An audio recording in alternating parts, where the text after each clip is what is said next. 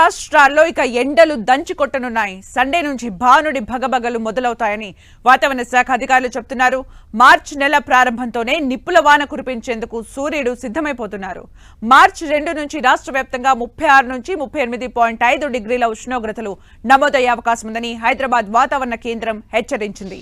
ఈ మేరకు అన్ని జిల్లాలకు ఎల్లో అలర్ట్ జారీ చేసింది. మంచిర్యాల, ఆసిఫాబాద్, భద్రాద్రి కొత్తగూడెం, పెద్దపల్లి, జగిత్యాల జిల్లాల్లో 38 డిగ్రీలకు పైగా పగటి ఉష్ణోగ్రతలు నమోదయ్యే అవకాశం ఉందని పేర్కొంది.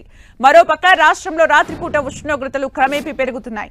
అన్ని జిల్లాల్లో సగటున 15 నుంచి 20 డిగ్రీల మధ్య నమోదవుతున్నాయని వాతావరణ కేంద్రం తెలిపింది.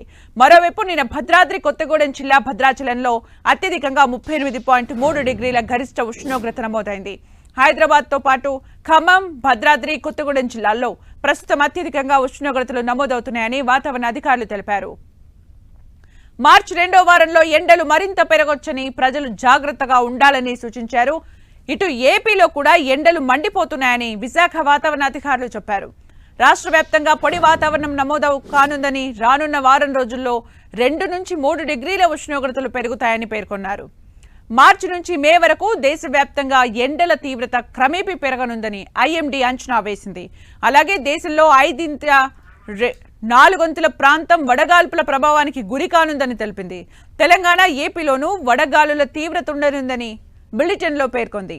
గతేడాది కంటే ఎండలు, వడగాలుల తీవ్రత అధికంగా ఉంటుందని హెచ్చరించింది.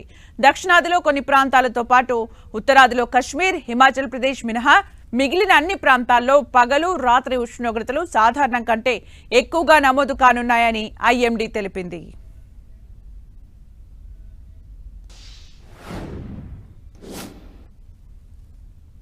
ఆంధ్రప్రదేశ్ అంతటా కూడా వేడి వాతావరణం పొడి వాతావరణం ఉండే అవకాశం ఉంది. డ్రై వెదర్ అంటారు. ఈ డ్రై వెదర్ వాతావరణంతో పాటు క్రమేపీ గరిష్ట, కనిష్ట ఉష్ణోగ్రతలు కొంచెం పెరిగే అవకాశాలు ఉన్నాయి. రాగల వారం రోజుల్లో మొదటి 3 రోజులు ఉష్ణోగ్రతలు, గరిష్ట ఉష్ణోగ్రతలు 2 నుంచి 3 డిగ్రీలు, 4-5 రోజుల్లో 2 నుంచి 4 డిగ్రీలు గరిష్ట ఉష్ణోగ్రతలు పెరిగే అవకాశం ఉంది. కనిష్ట ఉష్ణోగ్రతలు కూడా కొంచెం పెరిగే అవకాశం ఉంది.